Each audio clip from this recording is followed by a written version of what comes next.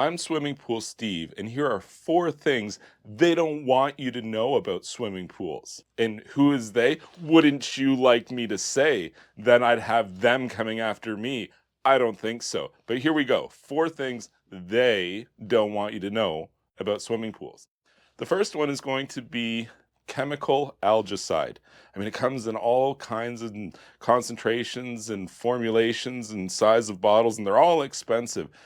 But one of the reasons why we use chlorine in swimming pools is because chlorine is an algicide. So if chlorine is an algicide in and of itself, and that's one of the reasons we use it, why are you using other algicides?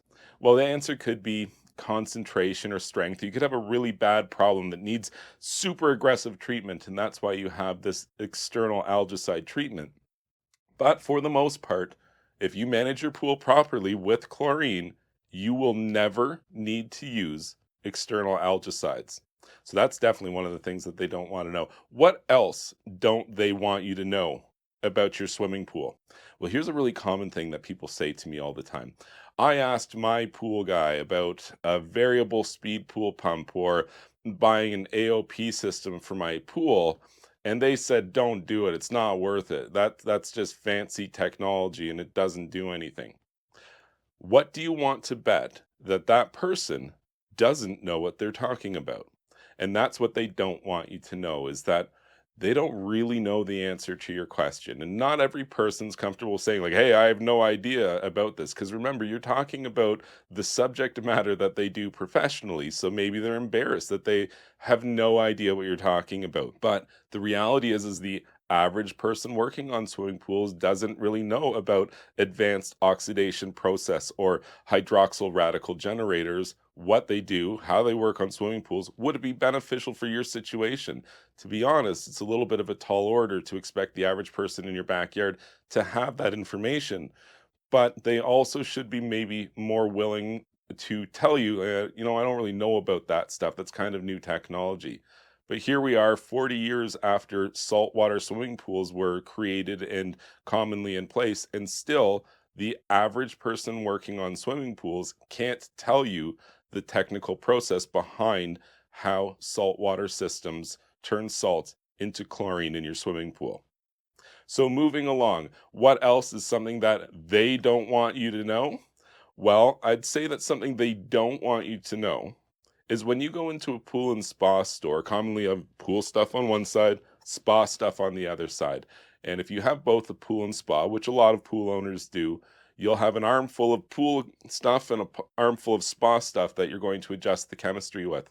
So people used to say to me, "Hey, this bottle of that I'm using to adjust my alkalinity in my hot tub is a lot more money than this big jug that I'm using to adjust the alkalinity in my pool. Could I just use the pool stuff to also adjust my hot tub alkalinity?" And the reality is you can. Of course you can. It's just baking soda in there most likely. And so it's not a special hot tub formulation. It's just a massive markup on the product that you're buying for your hot tub because you don't realize what it is that you're adding to it. I mean, sure, that's it's possible there's some products which should be used only in a hot tub and some which should only be used in a pool, but the vast majority of the stuff that you're going to use day to day in your swimming pool, you could also be using in your hot tub to accomplish the same changes to your same chemical parameters. And I guess that brings me to the fourth thing that I want to say that they definitely don't want you to know. When you go and buy, alkalinity up or alkalinity plus or a product from the local pool store for increasing your alkalinity, if you read it and it says sodium bicarbonate, it's baking soda. That's all it is. It's baking soda. So what's the price on that baking soda versus if you went to, I don't know, some farm supply store or Costco or some other place where you can get a bulk quantity of something like baking soda. Well, I bet you could reduce the cost that you spend on your alkalinity treatments by 90% by buying your products in bulk. Maybe don't do this day one as a new pool owner because you don't really know what you're going to be using and what you're going to be using a lot of.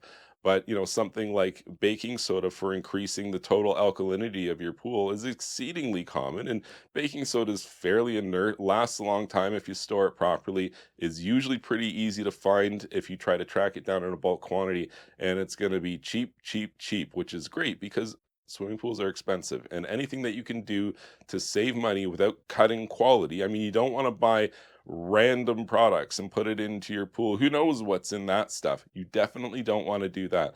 But finding pure baking soda, that's not too hard. So there's really no reason to, spend a 3 times, 5 times, or 10 times markup multiplier for buying a pool and spa brand endorsed or endorsed brand of baking soda, ultimately, for your swimming pool. So if you found these things helpful, please like this video and subscribe to my YouTube channel. And you can check out my website, swimmingpoolsteve.com.